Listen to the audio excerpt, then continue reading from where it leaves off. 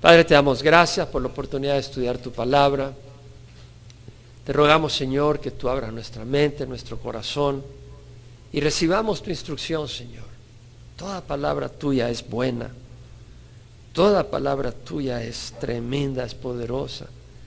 Y podamos recibirla y que toque nuestro corazón, que nos guíe, nos transforme, nos entusiasme, nos avive, nos dé vida si no hay vida, nos corrija si hay necesidad de corrección. Pero sé tú en medio de nosotros y glorifícate, dando nuestro entendimiento. Gracias, Padre. Te venimos a buscar en nombre de Jesús. Amén. Se puede sentar. Seguimos estudiando la epístola de Pablo a los Romanos. ¿Quién la está disfrutando? Amén. Es una tremenda epístola, es una bendición. Definitivamente que es una linda carta. Y hemos dado siempre un resumen y lo damos porque realmente hay unas enseñanzas aquí tan vitales que mi deseo no solo es exponer la palabra, sino ayudarles a memorizar. Los primeros 8 capítulos Pablo habla del evangelio de salvación, cómo el hombre perdido, condenado a un infierno eterno, puede ser salvo. Y Pablo nos dice, ¿verdad?, que no me avergüenzo del evangelio, pues es el poder de Dios, el poder divino para salvación de todo el que cree, del judío primeramente y después del griego. Porque en el evangelio la justicia, el estándar, la rectitud que Dios demanda, se revela, no lo podemos descubrir por nuestra cuenta, Dios nos lo revela sobrenaturalmente. En el evangelio la justicia de Dios se revela por fe, que es por fe y para fe, para una vida de fe, como está escrito, mas el justo por la fe vivirá. Es decir, venimos al Señor por fe y somos salvos por fe, pero luego caminamos por fe. Es decir, tú ya estás caminando con el Señor y por fe sabes que eres aprobado, no porque tienes que merecerlo. Y sigues caminando por fe contra las acusaciones, contra las luchas, contra las dificultades, contra los obstáculos, pero dices, no, pero Dios está conmigo. Si Dios está conmigo, ¿quién contra mí? Si Dios está a mi favor, ¿quién contra mí? Esa base de fe que caminamos, sabiendo que Dios nos ama.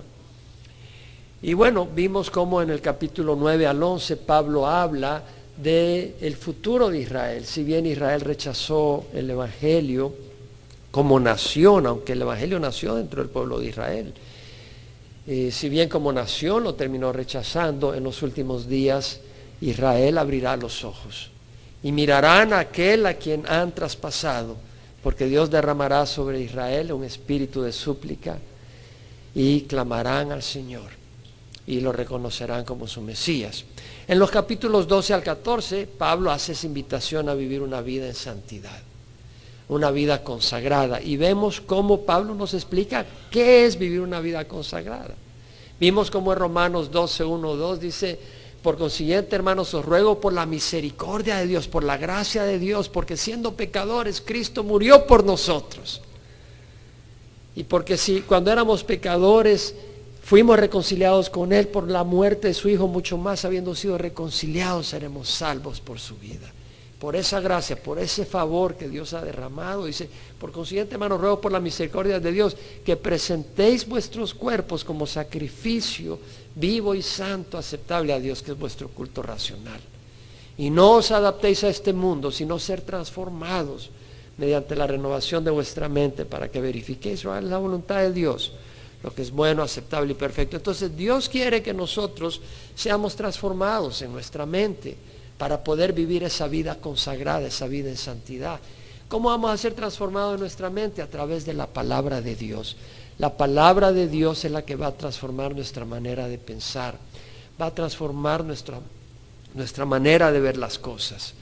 Y esa palabra de Dios cambia nuestros pensamientos. De hecho, alguien dijo, siembra un pensamiento y cosecharás una acción. Siembra una acción y cosecharás un hábito. Siembra un hábito y cosecharás un carácter. Siembra un carácter y cosecharás un destino. Bueno, si tú siembras no un pensamiento nomás, sino que siembras un pensamiento que nace de la palabra de Dios imagínate el tipo de acción que vas a cosechar. Van a ser de acuerdo a la palabra de Dios. Y esas acciones van a cosechar hábitos. Y esos hábitos van a mostrar un nuevo carácter. Y ese carácter, un destino. Vamos a ser transformados a la imagen de Cristo Jesús y traer gloria a Dios y bendiciones eternas. Entonces vimos cómo Pablo en el capítulo 12 va demostrando y nos va enseñando en forma práctica cómo vivir esa vida consagrada. Y dice en el versículo 10, el amor sea sin hipocresía, aborreciendo lo malo y apegándolos a lo bueno. Y ya estudiamos eso y meditamos todo un domingo sobre eso. Y por supuesto, eso quiere decir que el amor no debe ser fingido. Pero ten cuidado, porque el amor no quiere decir que vas a actuar basado en tus sentimientos. Tal vez en la congregación hay algún hermano que te cuesta tragar por alguna situación. No quiere decir que lo vas a ver en la mañana y le vas a dar un sopapo, porque así te sientes. Al contrario, vas a venir y vas a decir, Dios te bendiga, hermano. Eso no es hipocresía, eso es actuar en el espíritu, no en la carne. Ahora, si tú dices, Dios te bendiga, y por atrás te lo estás comiendo, eso sí es hipocresía. ¿Sí me explico? Te dice, el amor sea sin hipocresía, aborreciendo lo malo y apegándose a lo bueno. Luego dice, sed afectuosos unos a otros con amor fraternal. Con honra daos preferencias unos a otros. Y vimos cómo hay necesidad del amor fraternal. Realmente en el mundo nos mastican, nos golpean, nos hieren, nos ofenden. Y a veces nosotros mismos nos damos golpes, como hemos dicho, por nuestras propias necedades. Bueno, que la congregación sea un lugar donde mostramos afectos unos a otros. No donde estamos demandando, sino donde estamos dando. No vengas a estar demandando, yo quiero que aquí, que allá, que acá, que yo soy el centro de atención. No. Cuando vengas, ven a dar. Ven a buscar del Señor. Y de los hermanos, a dar. Dios quiere dar a través tuya. Por eso es tan importante congregarse. La iglesia no está solo en tu casa, ahí oyendo la radio. No. Ven a buscar del Señor, a buscar su palabra y ven a ser un instrumento de bendición a otros hermanos. Y luego dice, en el versículo 11, que es el tema de nuestro estudio hoy, no seáis perezosos en lo que requiere diligencia, fervientes en espíritu, sirviendo al Señor. Importante. Aquí Pablo nos está enseñando a que no seamos cristianos perezosos, a que no seamos cristianos ociosos. La palabra perezoso, ogneros, en el griego, la palabra ogneros quiere decir perezoso, ocioso. Otras palabras, dejado, zángano, haragán, despacioso, letárgico, lento, lánguido, adormecido, reacio, flojo, apático, lerdo. Oiga esta, pánfilo. Yo no sabía qué pánfilo quería decir, pero salió en el diccionario. No seáis pánfilo en lo que requiere diligencia, fervientes en espíritu, sirviendo al Señor. Se aplica en todo. Es decir, se aplica en todas las cosas realmente. La palabra perezoso también quiere decir zángano. ¿Se acuerda que mencioné la palabra zángano? Y me fui a ver qué significaba realmente ese término. Tenía una idea, pero leí un poquito más. El zángano es una abeja, pero que no es obrera. No sale a buscar alimento esa abeja, es un macho, imagínese. Pero no sale a buscar alimento. De hecho, a ella la tienen que alimentar.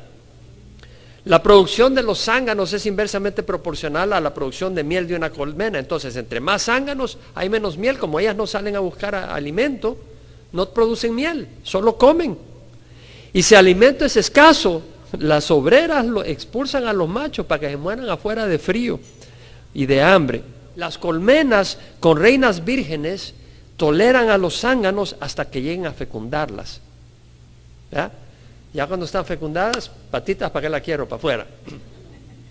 De hecho, los zánganos se mueren al fecundar a la reina. Pero lo que vemos acá es que es importante ser una persona que no es perezosa en ninguna área. En 2 Tesalonicenses vamos a hablar, por ejemplo, de una área. Capítulo 3, versículo 10. Decía Pablo: cuando estábamos con vosotros ordenábamos esto, si alguno no quiere trabajar. Según Tesalonicenses 3:10, si alguno no quiere trabajar, eso no quiere decir que a veces estamos sin trabajo porque no hay trabajo. Pero si no hay trabajo, ten cuidado de decir, bueno, no hay trabajo y ya. No, hay que ser diligente, hay que buscar ese trabajo. Y hay que confiar en el Señor porque el Señor es fiel. Y busca ese trabajo, y si no lo hayas aquí, mira qué puedes hacer. Ve qué haces. Tal vez puedo lavar ahí platos, o aquí o allá, pero ve qué haces. Y busca y pídele al Señor que te ayude. El Señor te va a ayudar. Pero dice: oímos que algunos entre vosotros andan desordenadamente sin trabajar, pero andan metiéndose en todo. Cuidado, porque el hombre y la mujer que no está ocupado es problema. Y dice: a tales personas le ordenamos y exhortamos en el Señor Jesucristo que trabajando tranquilamente coman su propio pan. Ahora, estaba trabajando en una encuesta, llenando un formulario, y daba opciones para cuál era la ocupación de una persona. Y me fui para ver si se aplicaba eso también para las mujeres, y pues eso era indiferente si era hombre o mujer. Y dentro de las ocupaciones no aparecía ama de casa. Y dije: qué tremendo cómo la sociedad se ha deteriorado. Que una mujer que tiene hijos, que tiene que quedarse en casa, cuidando a sus hijos, ministrándole a sus hijos, ministrándole a su esposo, cocinando, lavando, limpiando, haciendo cosas necesarias, llevándolo a la escuela, no tiene un lugar a donde se pueda decir que ella trabaja, porque eso no es trabajo ya. Eso es absurdo. Es una mujer que está en casa. Ahora, en algunas ocasiones, la mujer no tiene la oportunidad de poder quedarse en casa aunque tenga hijos por las presiones económicas, y tiene que ir y buscar trabajo. Y pues que Dios le fortalezca. A veces es necesario. Pero la mujer que está en casa dedicada, gloria a Dios. Ahora, la mujer que tiene hijos de 25 años, dice: bueno, yo estoy en casa porque tengo hijos. Y le despierta: Pablito, ya es hora de ir a casa, ya era cosa de ir a trabajar, Pablito, levántate. Y el Pablito tiene 25 años. Y de ahí lo único que es chisme, chisme, chisme. Eso no es trabajo, eso es ejercitar la boca, pero no es trabajo. Tenemos que ser eficientes, tenemos que ser activos, no perezosos. Vea a Proverbios 6, y esto se aplica a todo. El Proverbios 6, versículo 6, mira lo que dice el Señor. Ve, mira la hormiga, perezoso, dice. Observa sus caminos y sé sabio, la cual sin tener jefe, ni oficial, ni señor, prepara en el verano su alimento y recoge en la cosecha su sustento. Es decir, la hormiga por instinto, antes que venga el invierno, ya está recogiendo, ya está agarrando alimento, está preparando para cuando venga el invierno tener alimento. Y dice: ¿hasta cuándo, perezoso, estarás acostado? ¿Cuándo te levantarás de tu sueño? Un poco de dormir, un poco de dormitar, un poco de cruzar las manos para descansar, y vendrá como vagabundo tu pobreza y tu necesidad como un hombre armado. Entonces vemos la necesidad de no ser perezoso. Pablo nos dice: no seas perezoso en lo que requiere diligencia. La palabra diligencia es spudé en el griego. Me imagino que tal vez vendrá la palabra speed en inglés, pero spudé quiere decir rapidez, prisa. La persona diligente se interesa de veras a hacer las cosas, busca a llevar a cabo las cosas, lo hace con esmero y aplicación, con esfuerzo, con dedicación. La persona diligente considera el futuro y las consecuencias si no actúa. La persona diligente dice, bueno, si yo no hago esto y yo confío en mi vecino, me puede pasar esto si no ocurre, y toma acción porque está previendo lo que puede ocurrir. Y actúa sabiamente, evitando el daño, la pérdida. ¿Cómo somos en el trabajo? ¿Cómo eres tú en el trabajo? ¿Eres caracterizado como una persona diligente trayendo gloria al Señor? ¿O eres caracterizado como una persona descuidada, que no pone atención, que no muestras esmero, que te tienen que pasar diciendo y regañando que hagas las cosas? Eso no trae gloria a Dios. En lo que no seas perezoso en lo que requiere diligencia, dice el Señor. Y también se aplica al ministerio. ¿Cómo eres al hacer la obra del Señor? ¿Sirves o no sirves? Ahora dice, bueno, yo no tengo un ministerio con un título. No te preocupes de los títulos, porque si tú tienes un don, ejercítalo. Y no importa si el pastor te dio ahí oficialmente de enfrente de la congregación un título, tú usa el don que Dios te ha dado y sé diligente en usarlo. Si tienes un don, y todos los que hemos venido al Señor, Dios derrama sus dones, lo estamos ejerciendo con diligencia. Si te toca servir de ujier, necesitas que te recuerden a cada rato tus responsabilidades. ¿Pasas distraído? Si te comprometes a hacer algo, lo haces, y si lo haces bien o lo haces flojamente. Muchos no prosperan en este mundo ni en el reino de los cielos por negligencia, por perezosos, por descuidados, por desinteresados en hacer las cosas bien. Tienen la actitud de don't worry, be happy. Y bueno, don't worry, right. No te preocupes, cierto. Confía en el Señor, pero haz tu parte. Porque el Señor no alimenta la pereza ni la holgazanería, no la bendice, no la bendice. Tal vez dices, ¿por qué preocuparse por unos solos centavos? Pues haz algo, Dios nos ha dado vida para estar activo. O dices, bueno, ¿y por qué voy a estar sirviendo si nadie me va a felicitar ni aplaudir? Pues si esa es tu motivación, no sirvas en la casa, en las cosas de Dios, porque vas a hacer un mal trabajo. Tal vez dices, ¿qué me importa? A mí me vale. Entonces, pobre de ti, porque tienes ceguera. No sabes a quién estás sirviendo. Y aún en un trabajo secular, si tú no eres diligente, tienes ceguera, no sabes que eres un representante de Dios en ese lugar y que tienes que hacer un trabajo con diligencia para traer gloria al Señor. Proverbios 12:27 dice, el indolente no asa su presa. ¿Quién es el indolente? El inconmovible, el despreocupado, el indiferente, el gandul. Yo no sé de dónde sacaron esa palabra. El remolón, dicen el remolón, el inútil. Es decir, caza al animal, pero ya de ahí, para encender el fuego, quiere ganas y se muere de hambre. Eclesiastés 10:18 dice, por negligencia se hunde el techo y por pereza tiene goteras la casa.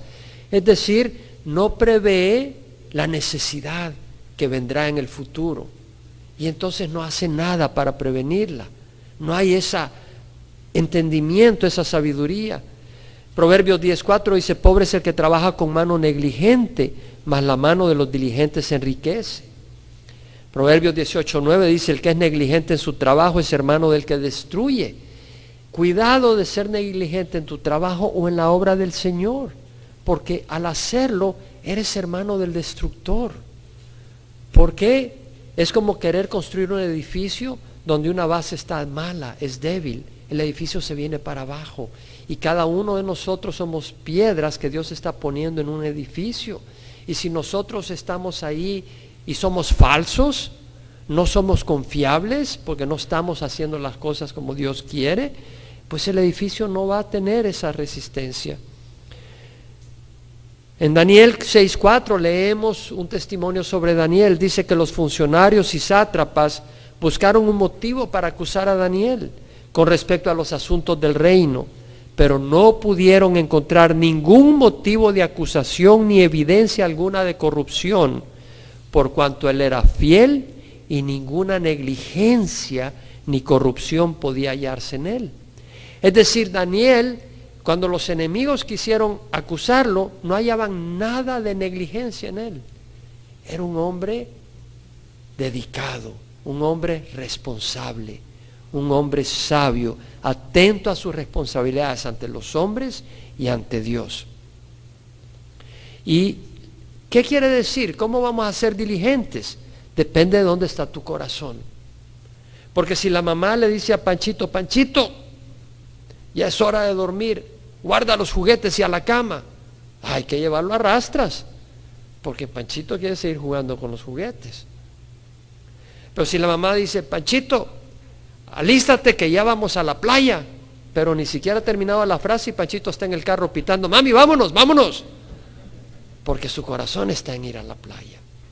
Entonces la diligencia puede depender que el corazón no esté en el lugar equivocado, y por eso no tienes diligencia ni en el trabajo ni en la iglesia, porque tu corazón realmente no está en esas cosas.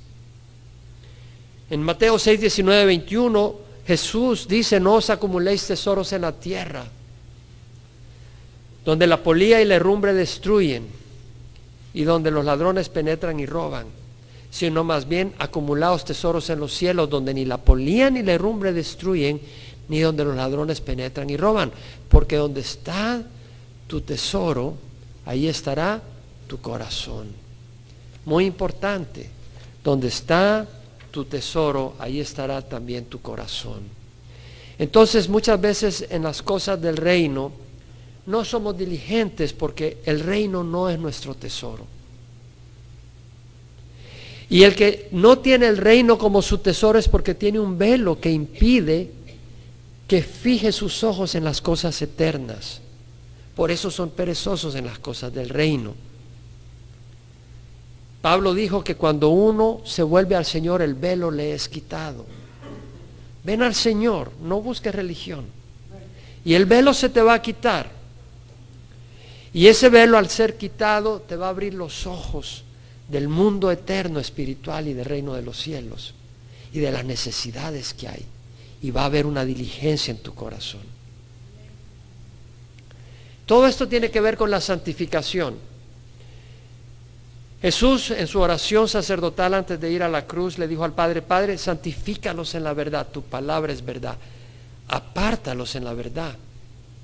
La verdad, Jesús es el camino, la verdad y la vida. Al venir a Jesús y al venir a su palabra, esa palabra nos va a abrir los ojos, y esos ojos nos van a hacer hombres activos, mujeres activas, que con diligencia vamos a estar sirviendo. ¿Usted cree que la santidad es estar en un monasterio en una esquina repitiendo frases? No, la santidad es una vida consagrada al servicio de Dios, y eso es actividad, eso es trabajo, esa es entrega. Algunos son negligentes en las cosas del reino porque están atrapados en cosas temporales. No hay diligencia. Sí han abierto los ojos a las cosas del reino, pero en cierta manera están atrapados en los placeres. No, pues que yo no puedo sacrificar mi fútbol. Y ahí está, sábado y domingo jugando fútbol 6 horas cada día. Estoy poniendo un extremo. O a mí no me pueden quitar de ver el show de Don Francisco. Y pasan ahí pegados a la televisión. Entonces no hay tiempo para las cosas del reino, porque están bien atraídos. Ya viste lo que dice, ya viste qué pasó aquí, acá. O el chisme. No, pero entonces el Señor es el que nos libera. Como dijo el Señor, ¿verdad? A los judíos que habían creído en Él, si permanecéis en mi palabra, entonces son mis discípulos y conoceréis la verdad y la verdad os hará libres. Es decir, esa palabra te va a ir mostrando cosas muy lindas, el amor de Dios. No lo vas a hacer por obligación, no lo vas a hacer porque tienes que hacerlo. No es así. Es como cuando dices, hombre, vamos a ir a jugar a fútbol, y vas todo deseoso y sudas, y ahí estás pegando y corriendo de que te estás matando, estás sudando 4 litros de agua, pero estás feliz. ¿Por qué? Porque tienes la motivación, estás disfrutando. Y cuando conoces al Señor, tú disfrutas sirviéndole. Tú sabes lo que hay, tú sabes lo que está involucrado, tú sabes las vidas que están Y tú sabes el privilegio que tenemos de servir al Señor. Entonces, Pablo dice, no seas perezosos en lo que requiere diligencia, fervientes en espíritu. La palabra ferviente quiere decir con ganas. Échale ganas, es lo que diría Pablo ahí en México. Échale ganas. Fervientes quiere decir en el griego hervir con fuego, en ebullición. Estar caliente, tener celo y pasión, tener fervor. Y ferviente en espíritu quiere decir, el espíritu puede referirse al Espíritu Santo, pero aquí también puede referirse a la disposición. Es decir, con un espíritu no apangado, sino un espíritu emprendedor, un espíritu apasionado. Ahora dices, ¿cómo vamos a ser fervientes en espíritu? Tú no puedes producir emociones a la fuerza. Yo te puedo predicar todo lo que tú quieras y no vas a salir fervientes en el espíritu. El único que te va a hacer ferviente en el espíritu es el Espíritu Santo. Es el único. Pero Él es el que va a hacer la obra. Tú no puedes producir esas emociones a la fuerza. Tú puedes hacer algo para ser ferviente en el espíritu. Busca las condiciones, el ambiente que avivará tus brasas, tu fuego. Si deseas una buena cosecha, tú riegas el campo, lo fertilizas, lo deshierbas, lo cercas para que las zorras, los conejos no se roben la cosecha. Entonces tú puedes hacer lo mismo si tú quieres una vida abundante. Riégala. Riega tu vida con la palabra de Dios, siémbrala y cércala de aquellos que vienen a robarse la cosecha. Por ejemplo, aquellas personas que en vez de alimentarte y fertilizar el campo y tu ánimo, te van a traer desánimo. Visita y reúnete con hermanos que aman a Dios y que su entusiasmo se te va a pegar. Atiende a la iglesia. Dice, estoy medio apangado, por eso no voy a la iglesia. Al contrario, tienes que venir a la iglesia, porque se exhorta, se aviva el espíritu, se te invita, se te reta a vivir para Cristo. Jeremías escribió, el profeta que tenga un sueño, que cuente su sueño, pero el que tenga mi palabra, que hable mi palabra con fidelidad, declara Jehová. ¿Qué tiene que ver la paja con el grano? ¿No es acaso la palabra como un fuego, declara Jehová? Como martillo que despedaza la roca. La palabra de Dios es un fuego. La palabra de Dios, si tú expones tu vida a la palabra de Dios, es un fuego. Y va a encender un fuego en tu corazón. Jeremías, cansado de toda la desprecio y la oposición que estaba teniendo, clamó a Dios. Y le dijo, he sido el hazmerreír cada día, todos se burlan de mí. De hecho, hasta lo azotaron y lo metieron en un pozo. Y el lodo le llegó al cuerpo, o sea, estaba hundiéndose. Lo tuvieron que sacar, si no casi se muere. Y dice, pero si digo, no te recordaré, ni hablaré más en su nombre, esto se convierte dentro de mí como fuego ardiente encerrado en mis huesos. Hago esfuerzos para contenerlo y no puedo. Hermano, yo no puedo contener la palabra de Dios. Tarde o temprano yo tengo que hablar del Señor. No puedo parar. Tengo que hacerlo. No puedo, jamás puedo pensar que algún día estos labios dejen de proclamar al Señor. No puedo pensarlo. No porque alguien me lo diga, es que no me puedes callar. No me puedes callar. Sea lo que sea. Y la palabra de Dios es la que va a abrir un fuego en tu corazón. Ven a la iglesia, estudiamos la palabra. Renueva tu mente. No inviertas tu tiempo con personas que no tienen entusiasmo por Dios y su obra. A menos que tú vayas a hacer fuego a sus vidas, sal a sus vidas. Pero si no estás haciendo sal y fuego, aléjate de esa área, porque te van a enfriar, te van a sofocar, te van a extinguir. Si solo te reúnes con personas que pasan hablando de fútbol todo el tiempo y es lo único que hablan, y si tú quieres hablar un poco del Señor, del mensaje que oíste el domingo, te callan. Vas a terminar solo pensando en el fútbol y te vas a ir enfriando. Si solo es novelas, carros, la moda, el último gadget electrónico o comida. ¿Cómo vas a ser ferviente de espíritu por las cosas de Dios? Fertiliza tu corazón. No solo los domingos, toda la semana. Si te alimentas con música mundana. Y tal vez no tiene la letra, pero si el ritmo es el mismo y te recuerda el ritmo, todas esas letras es la misma basura. ¿Sí me explico? O si solo te alimentas de programas carnales, ¿cómo te vas a entusiasmar a vivir para Dios? Más que buscar las circunstancias y el ambiente que avive tu fuego, busca al Hijo de Dios para que te bautice con su fuego. Sed fervientes en espíritu. Juan Bautista dijo: yo a la verdad os bautizo con agua para el arrepentimiento, pero el que viene detrás de mí es más poderoso que yo, a quien yo no soy digno de quitarle las sandalias. Él los bautizará con el Espíritu Santo y fuego. Necesitamos el fuego del Espíritu Santo. Si tú no tienes un espíritu ferviente para las cosas de Dios, necesitas el Espíritu Santo. Es una prueba que estás sin el Espíritu Santo. En Hechos 1:8 leemos que el Señor dijo: recibiréis poder cuando el Espíritu Santo descienda sobre vosotros y seréis mis testigos. Y ser testigo del Señor en este mundo requiere fervor, requiere pasión. Y seréis mis testigos en Jerusalén, Judea y Samaria, hasta los extremos del mundo. Necesitas el fuego. Lee cómo en Pentecostés Pedro se levantó y empieza a predicar con valentía. Y cómo después de que sanaron el Señor a través de Pedro y Juan al cojo que estaba ahí en la entrada al templo, cómo cuando los amenazaron los del Sanedrín, los líderes, ellos respondieron con autoridad y valentía. Tenían el Espíritu Santo, tenían un fervor, tenían una pasión.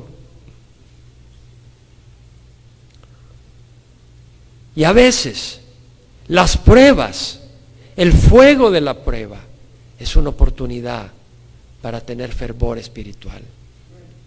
A veces es a través de la prueba que llegas a acercarte y que Dios trabaja. Por ejemplo, Jesucristo dijo: yo he venido a traer fuego sobre la tierra, y como quisiera que ya estuviera encendido. O sea, lo que el Señor quería no era un puño de seguidores ahí siguiendo una religión, sino unos siervos llenos del Espíritu Santo, usados por Dios para alcanzar el mundo.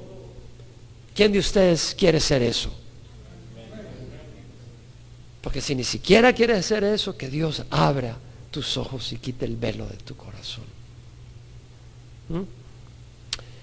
Yo he venido a traer fuego sobre la tierra, y como quisiera que ya estuviera encendido, dice. Pero de un bautismo tengo que ser bautizado, y cómo me angustio hasta que se cumpla. ¿De qué bautismo estaba hablando? Si había sido bautizado en agua. Del fuego del sufrimiento.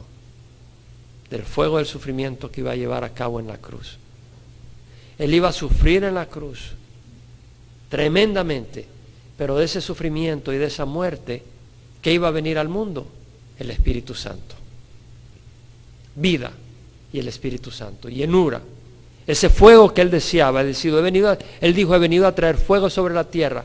No podía venir sin que él muriera y sufriera por nosotros. Y tal vez tú estás pasando por fuego, y tal vez tú estás pasando por sufrimiento. Gloria al Señor, porque es una oportunidad para que el fuego del Espíritu se manifieste. Y no van a ser tus emociones, va a ser el Espíritu Santo. Y vas a poder reconocer que es el Espíritu Santo obrando a través tuya, y que no son tus emociones. Rendido a los pies de Jesús. Pero si las dificultades hacen que te hagas para atrás, entonces el Espíritu Santo no se puede manifestar a través tuya. Ya vamos a hablar sobre eso. Si tu fervor se ha enfriado, busca a Dios. Ven a Cristo, busca al Espíritu Santo. Tal vez tu amor por Cristo se ha enfriado, por eso no eres ferviente en espíritu. ¿Sabemos lo que estamos hablando o no? ¿Sabemos que es importante o no? ¿Entendemos que hay personas dentro de la congregación y fuera que han perdido el fuego y el fervor? ¿Quién puede decir amén? Amén. Entonces es importante. Entendamos la necesidad de que seamos cristianos con un fervor por Cristo. Imagínate que alguien le diga: bueno, tengo una novia, ¿y cómo te va? Ahí está. Oye, ¿y te vas a casar con ella? Yo tengo una novia que es preciosa y no paras de hablar de ella. Oye, muéstramela. No, yo no quiero que me la quites. Estás apasionado. Hay un fervor. Si tu amor se ha enfriado, acuérdate que el Señor le dijo a la iglesia en Éfeso, tengo esto contra ti, has dejado tu primer amor. Reconócelo. Yo he dicho en alguna ocasión, Señor, mi amor no está como debe ser. Renueva mi amor por ti. Lo he dicho en más de alguna ocasión. En Apocalipsis 3, 15, 16, el Señor dice, yo conozco tus obras, que no eres frío ni caliente. Ojalá fueras frío o caliente, pero que eres tibio, no frío ni caliente, te vomitaré de mi boca. Hablaba con una hermana hace algunos tiempos y me decía, hermano, no, fulano de tal, no está mal, me dice. No hace drogas, no anda con adulterio, nada de eso. Lo que pasa, me dice, es que no está apasionado por el Señor. Le digo, ¿sabes qué? Esa persona está peor que el que está en el mundo. Se me quedó mirando. Le digo, sí, le digo, esa persona está tibia y el Señor vomita a los tibios. ¿Escucha eso? ¿Te das cuenta de la importancia del fervor? Sed fervientes en espíritu, es importante. Y si has perdido tu amor al Señor y tu pasión al Señor, reconócelo y pídele perdón. La vida cristiana saludable se caracteriza por pasión por Cristo y su obra. Hay una efervescencia real, hay una efervescencia vibrante. Pablo era un hombre con fuego, fervor y pasión. Pablo dijo, el amor de Cristo nos apremia. El amor de Cristo nos apremia. La palabra apremiar quiere decir en el griego comprimir, presionar, es decir, no tengo más salida que esto. No tengo más salida que servir al Señor con pasión.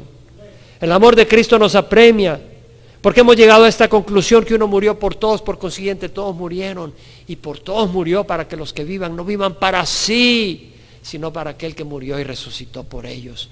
Pablo hablaba de ese amor agape y decía, hay algo que me apremia, hay algo que me empuja, algo que me presiona, es el amor de Cristo, el amor a Cristo, a servirle, el amor a los demás.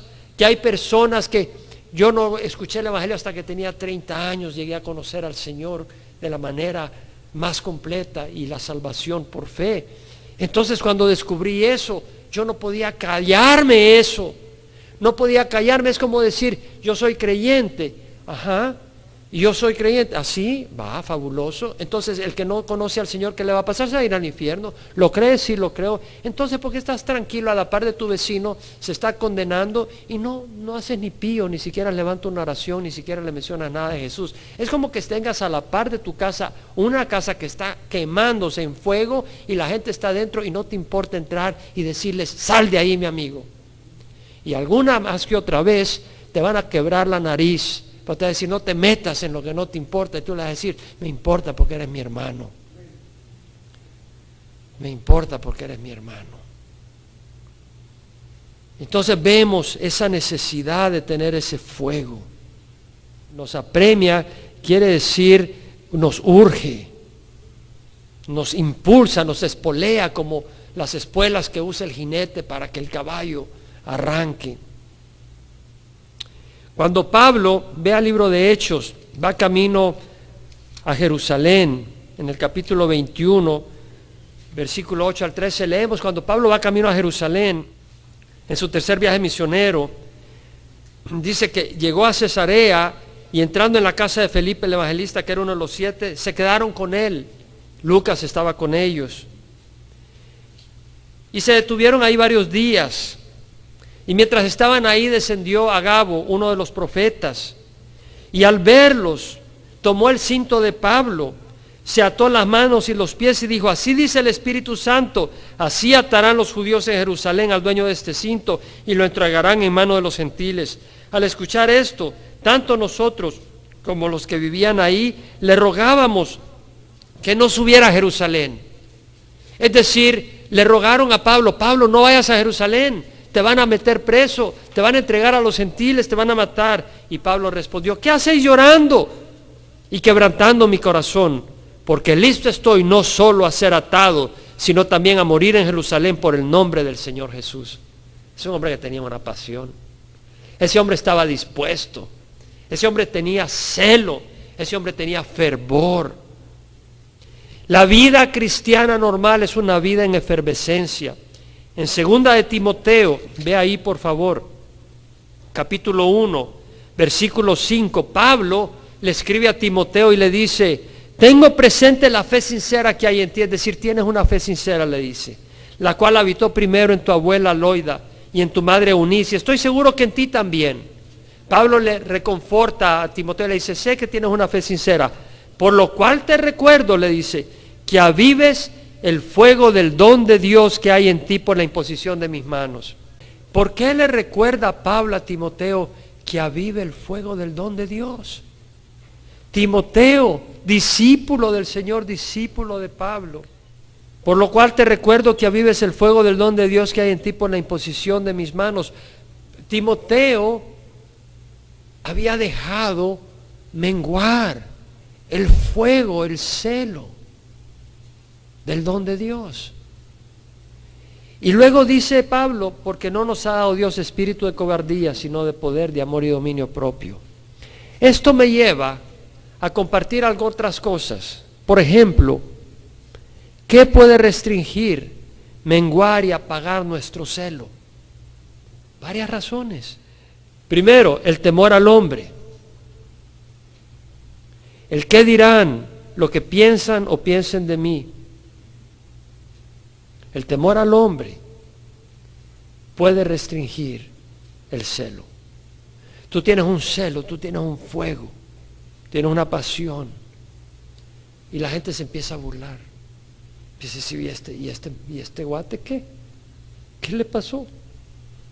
Y empiezan a criticarte, y ya no les agradas a estas personas, ya no les agradas, y empiezas a restringirte. Porque tú quieres ser popular, tú quieres ser aprobado, tú quieres ser parte del grupo. Mira lo que dice Pablo: busco ahora el favor de los hombres o el de Dios, o me esfuerzo por agradar a los hombres. Si yo todavía estuviera tratando de agradar a los hombres, no sería siervo de Cristo. Si tú estás tratando de agradar a los hombres, no vas a ser siervo de Cristo. Así que olvídate de eso. Olvídate de eso, de agradar a los hombres. Estaba oyendo en lo que venía en el carro a una persona que hablaba de una cantante famosa que creció en la iglesia y cantaba en la iglesia y murió de drogas, ahogada en su bañera recientemente. ¿Saben de quién hablo? Sí, exacto. Y una de las personas que estaba hablando de ella decía: bueno, ella buscaba la aprobación de la gente, y al final, al no sentirse aprobada, se sintió muy insegura y terminó en drogas. La inseguridad por buscar la aprobación de la sociedad y de la gente te va a destruir. Mejor recibe la aprobación de Dios, que es a través de la sangre de Cristo, y luego sírvele. Y si no le gusta a la gente, mala onda, pero sirve al Señor. La aflicción puede ser otra causa. La oposición por la fe. En la parábola del sembrador, dice el Señor que salió el sembrador y sembró su semilla. Una cayó en el camino, otra cayó en pedregales, otra cayó entre espinos y otra en tierra buena. Bueno, la que cayó en el camino, vinieron los pájaros, se la llevaron. La que cayó entre pedregales, la tierra era pacha, no era profunda, salió el sol y se quemó, aunque brotó rápidamente. La que cayó entre espinos creció, pero los espinos la ahogaron, no produjo fruto. La única que produjo fruto fue la que cayó en tierra buena, y produjo 100 por 1, 60 por 1, 30 por 1. Y el Señor les explicó la parábola y le dijo: mira, el que cayó en el camino, vinieron los pájaros, se la llevaron. Ese Satanás que impide que la palabra la puedan entender, se la roba. Y la que cayó entre pedregales, este es cuando la persona se emociona y recibe la palabra, pero vienen las pruebas, viene la aflicción, viene la persecución, y se hace para atrás. Entonces tú puedes tener fuego, pero vienen las pruebas, y ¿qué haces? Te haces para atrás, te enfrías, pierdes el celo. ¿Por qué? Porque no te estás alimentando. No hay raíz profunda. Tú necesitas raíz profunda. La palabra de Dios, el buen ambiente, el cuerpo de Cristo.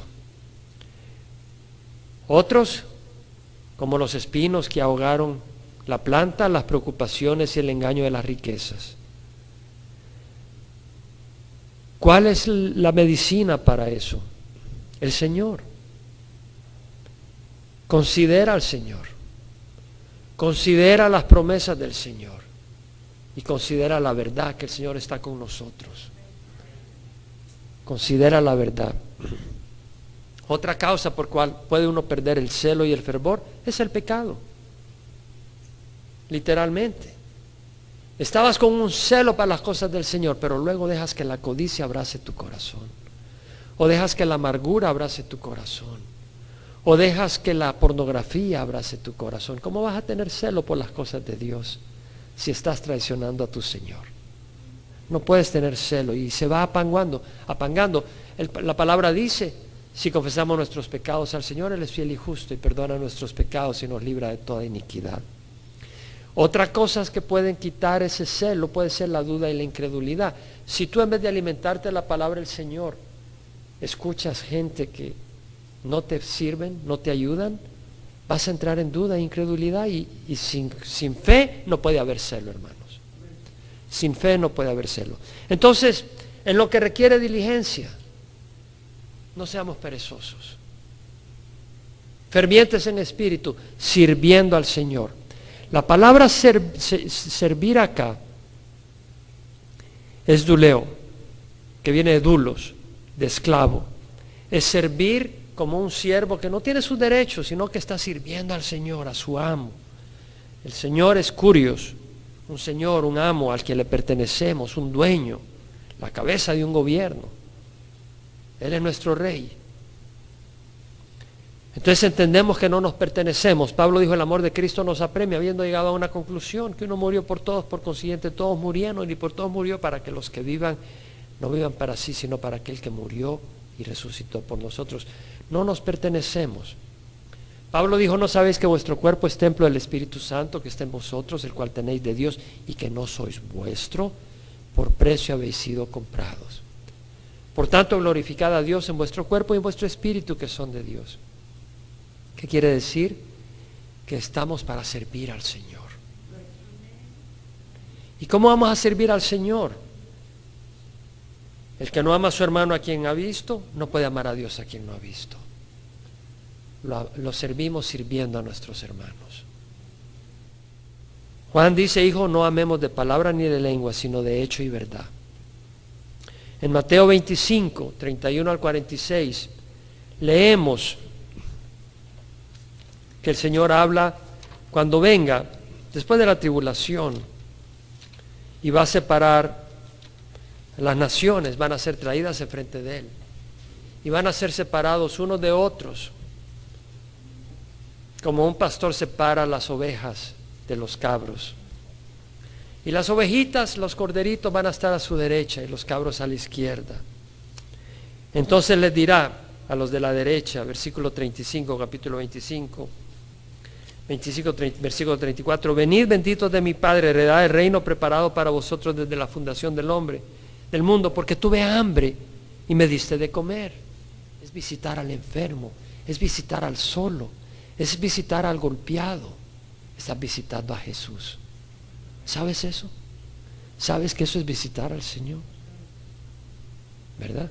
Y hay necesidades, pero tenemos que abrirnos también. No quiere decir que seas indiscreto y que no tengas sabiduría. Hay cosas que las tienes que guardar para ti mismo. Tuve hambre y me diste comer, tuve sed y me diste beber, fui forastero y me recibiste. Estaba desnudo y me vestiste, enfermo y me visitaste en la cárcel y viniste a mí. Y los justos le responderán diciendo, Señor, ¿cuándo te dimos hambriento y te dimos de comer, sediento y te dimos de beber? ¿Cuándo te dimos como forastero y te recibimos, o desnudo y te vestimos? ¿Cuándo te dimos enfermo en la cárcel y vinimos a ti? Respondiendo el rey les dirá, en verdad os digo que cuanto lo hiciste a uno de estos hermanos míos, aún a los más pequeños a mí, lo hiciste. Luego dirá a los de la izquierda, apartados de mí, malditos, al fuego eterno que ha sido preparado para el diablo y sus ángeles. Y les dice, tuve hambre, no me diste comer, tuve sed, no me diste beber, Fui forastero, no me recibiste, estaba desnudo, no me vestiste, enfermo y en la cárcel, no me visitasteis. Y responderán, Señor, ¿cuándo te dimos hambriento, o sediento, o forastero, o desnudo, o enfermo en la cárcel y no te servimos? Y Él le responderá, en verdad os digo, que en cuanto no lo hiciste a uno de los más pequeños de estos, tampoco a mí lo hiciste. Estos irán al castigo eterno, pero los justos a la vida eterna. Vamos a pararnos. Yo creo que la clave es saber que Jesús nos ama. Que Jesús nos ama. Y saber de que Jesús no quiere una relación tibia con nosotros. Porque eso no es correcto, porque Jesús es lo más maravilloso que puede haber. Y una relación tibia muestra una enfermedad de nuestra parte, una ceguera, porque es lo más maravilloso que puede haber. Entonces una relación con Él tiene que ser una relación que es efervesciente. Y la clave acá no es decir, bueno, ahora tengo que hacer todo esto, entonces no agarraste el mensaje. La clave es, busca del Señor. Pide su Espíritu, que es lo único que te va a dar esa expresión de un espíritu lleno de fervor. Amén. Y bueno, y espero que nos ayude también a ser diligentes en el trabajo y a ser diligentes en el ministerio. Vamos a orar. Padre, te damos gracias por tu palabra. Te damos gracias que tu palabra nos guía, nos dirige, nos exhorta. Y hoy, pues nos tocó exhortación de la importancia de ser diligentes, de hacer la obra bien, de dedicarnos, de no ser los que empezamos algo y lo dejamos en medio camino, de no ser gente en que no se puede confiar ni en el trabajo ni en la obra de Dios, pero que seamos fieles, constantes. Y Señor, todo esto solo puede venir cuando realmente te amamos. Una persona enamorada no le tienen que decir que tiene que visitar a la novia todos los días. De hecho, desde que amanece en la mañana está viendo el reloj para ver a qué horas llega el momento de ir a visitarla. Entonces, Señor, abre nuestros ojos.